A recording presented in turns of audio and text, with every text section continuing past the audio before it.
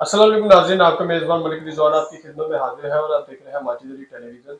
नाज़रीन, आज हम आपके सामने वही कपल लेकर आए हैं जो सोशल मीडिया पर बहुत ज़्यादा वायरल थे कि एक कश्मीर आपी से इनकी मुलाकात होती है और मोहब्बत की शादी हो जाती है। आज हम आपके लिए खुशखबरी भी लेकर आए हैं और एक लामा भी लेके आए हैं। खुशखबरी ये है कि इनके जो पेरेंट्स हैं माशाल्लाह इनको मिल गए हैं और जो कंप्लेन है वो ये भी है कि आपकी वजह से इनको किन-किन तनकीद का सामना करना पड़ा। लोगों ने बहुत ज़्यादा इनको तंग किया बजाए कि हेल्प करने की। क्योंकि इनका कैमरा के आगे आना मकसद यही होता है कि इनका कोई अच्छा सा कारोबार बन जाए, घर बन जाए, मज़दूर हैं बेचारे। तो बकाया हम इनसे डिस्कस करते हैं। आगे इनकी तरफ बढ़ते हैं। अस्सलाम वालेकुम। वालेकुम सलाम। सर कैसे हैं? अल्हम्दुलिल्लाह। अच्छा सर, फर्स्ट ऑफ ऑल तो बहुत शुक्रिया आपका और मुझे भी एक मौका मिला आपसे मुलाकात करने का कि आपकी मोहब्बत की शादी हुई। पहले ये बताइए कि शादी किस तरह हुई है? हमारे जो नए नाज़रीन हैं और सुनना चाहते हैं आपसे। सर जी ये मतलब कि ना इनकी जो वालदा है ना, इनके वालिद साहब का ज़हनी तवाज़ुन नहीं ठीक था। इसकी वालदा ने मतलब कि इसके चाचू के पास छोड़ा हुआ था रावलपिंडी में, हुँ। कि इसका चाचू जो है वो भी बाप की तरह ही होते हैं इंसान, ठीक है? कि चलो इसका मुस्तकबिल अच्छा बनाएँगे, इसकी शादी वगैरह करेंगे, ठीक है? लेकिन उन्होंने मतलब कि इनको अपने घर में रखा हुआ था, ठीक है? नौकरानियों की तरह, और इसके ऊपर तशद्दुद बहुत करते थे, किसी से बात नहीं करने देते, शक की नज़रों में देखते थे, ठीक है? तो मतलब कि इसने ना मतलब बहुत तंग आ गई हुई थी, ठीक है? तो उस वक़्त मतलब कि ना जब तंग आ गई ना इसकी, मतलब किसी रिश्तेदार कोई भी थी ऐसे जिसने मशवरा दिया कि आप लाहौर दारुल चले जाओ। ये वहाँ से फिर लाहौर आई हैं, ठीक है? अपना सारा कुछ छोड़ के इधर लाहौर आ गई हैं, ठीक है? लाहौर आ के फिर इनकी मेरी पीसीओ के ऊपर ना मुलाकात हुई है, क्योंकि वहाँ पे ये खड़ी हुई थी स्टॉप पे, जब उतरी है ना बस पे, तो लड़के वगैरह आपको पता, कोई इधर से आ रहा है बाइक वाला, कोई कहाँ से आ रहा है, वो कहते हैं कि हाँ जी किधर जाना है, क्या मसला है। ये बहुत परेशान थी, फिर इसको मैंने बुला लिया अपने पास। तो उस वक्त हमने इनसे मतलब डिस्कस की, सारी बात वगैरह पूछी वगैरह, ठीक है?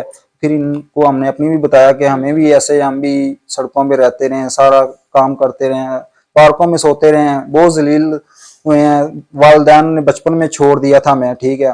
तो क्यों ना हो सके कि हम एक दूसरे का सहारा बन जाए, ठीक है? फिर इन्होंने मुझे मतलब कि 1-2 दिन का टाइम लिया।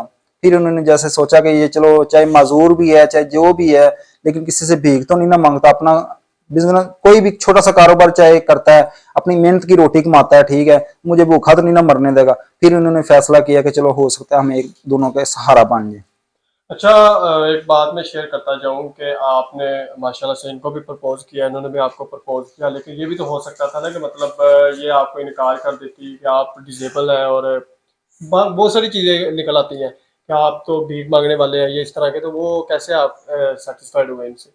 सर जी मतलब कि जब इंसान का दिल साफ हो ना तो सब कुछ हो जाता है, ठीक है? हमारी नीयत साफ थी, इसकी भी नीयत साफ थी, ठीक है? अल्लाह पाक ने देखे हमें माशाल्लाह 4 बच्चे हैं हमारे, ठीक है? तो अल्लाह का शुक्र है, हमारी ज़िंदगी हँसी खुशी गुजर रही है, चाहे मुश्किलात हैं, लेकिन शुक्र अल्हम्दुलिल्लाह हमारी आपस में लड़ाई नहीं है, किसी चीज़ की परेशानी, चाहे खाना खाया चाहे नहीं खाया, चाहे बच्चों को खिलाया चाहे नहीं खिलाया, लेकिन फिर भी हम अल्लाह का शुक्र अदा करते हैं। जो वीडियो आपकी बहुत ज़्यादा वायरल है सोशल मीडिया पर और तनकीद भी करनी पड़ रही है कि आपके पास बंगला है, गाड़ियाँ हैं, बैंक बैलेंस है, तो इसमें कितनी सच्चाई है? सर जी आपके सामने ही है, मैं अपना स्टॉल लगाता हूँ, ये टोपियाँ रुमाल वगैरह इनके वगैरह सेल करता हूँ, ठीक है? मकान है ये जो, इसका मैं 10,000 रुपये रेंट पे बैठा हुआ हूँ, ठीक है? कोई गाड़ी नहीं है मेरे पास, कोई कुछ नहीं है। लेकिन पहले पहले शुरू मतलब जैसे वीडियो वायरल हुई थी ना, उस वक्त मतलब कि थोड़ा सी मेरी हेल्प हुई थी, लेकिन लोगों ने ज्यादा मतलब कि कॉलें जो की थी तंग ना, किया?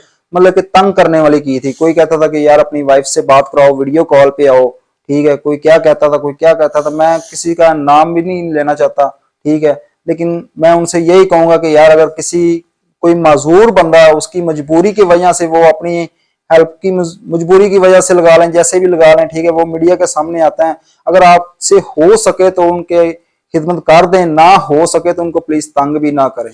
आप अपनी मजदूरी में मजदूरी करते हैं, स्टॉल लगाते हैं बाहर और आपके माशाल्लाह से 4 बच्चे हैं, तो आपके कभी ज़हन में आया कि मैं अपने बच्चों को कुछ बड़ा करके दिखाऊँ या इनके लिए कुछ करूँ?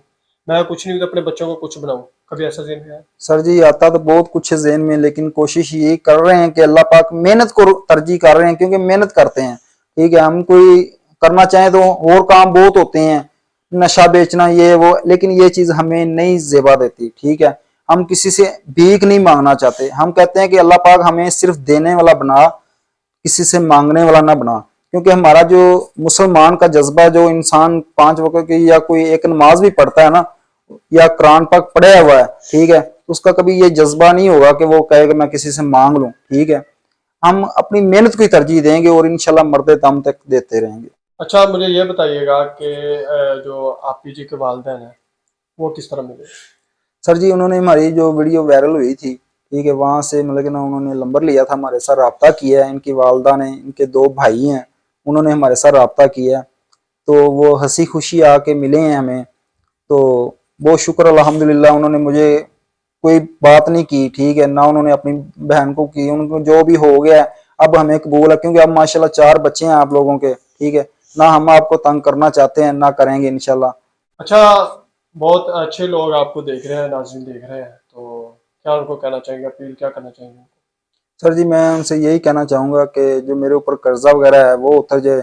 जो मैं स्टॉल लगाता हूँ वहां भी बहुत परेशानी होती है मुझे, अंधेरी आ जाती, बारिश आ जाती है, सारा माल गिल्ला हो जाता है, ठीक है, कोई किक मारने वाला नहीं होता, मैं खुद से किक भी नहीं मार सकता, ठीक है, और ऊपर से परेशानी बहुत होती है, कभी एलडीए वाले आ जाते हैं, कभी वाल्टन वाले आ जाते हैं, वो कहते हैं इधर नहीं खड़ा होना। ज़ाहिर है हम 3-4 घंटे एक जगह पे नहीं खड़े होंगे तो अपने बच्चों का रिजक कैसे कमाएंगे, ठीक है। और ये जो मकान का रेंट देते हैं हम, 10,000 रुपये रेंट है, 8-9 हज़ार रुपये बत्ती का बिल भी आ जाता है, तो ये चलो अल्लाह पाक हमें सिर्फ इतना कर दे कि हमारी एक छत 2 मरले की चाहे हो ना, वो हमें अपनी दे जाए, क्योंकि मैं अपने बच्चों को उसके नीचे लेके बैठ सकूं। अच्छा, मुझे ये बताइएगा कि लास्ट में जो आपको देखने वाले लोग हैं, जो तनकीद करने वाले में भी हैं और जो कहते हैं कि हमने पता नहीं कितनी इनकी हेल्प हुई होगी और पता नहीं क्या इन्होंने खरीदा होगा, तो उनको क्या कहना चाहोगे? सर जी जो भी है उनको सबको नजर आता है, ठीक है, बेशक आके तस्दीक कर लें कि मेरे पास क्या है क्या नहीं है, फिर हेल्प करें मेरी, ठीक है। लेकिन जो अल्लाह के बंदे हैं ना, वो ऐसे कोई बात नहीं करते, वो आंखें बंद करके भी हेल्प कर देते हैं, ठीक है। बस मैं इतना ही कहूंगा कि मतलब कि ना जो भी करना चाहे ना, अल्लाह को हाजिर नाजिर हम करके कह रहे हैं कि हमारे ऊपर कर्जा भी है, ठीक है, और कुछ परेशानियां भी बहुत हैं, और अल्लाह सिर्फ हमें 2 मरले का मकान दे दे, हमें और कुछ नहीं चाहिए। इनका जायज़ का नंबर स्क्रीन पे चल रहा है और जितनी कोशिश हो सके इनकी हेल्प करें ताकि इनकी कुछ लाइफ बन जाए, इनके बच्चों का कुछ संवर जाए, बेहतर हो जाए, अच्छे स्कूल में पढ़ लें। इसी के साथ मुझे इजाज़त है और नई वीडियो में मिलते हैं। अल्लाह हाफ़िज़।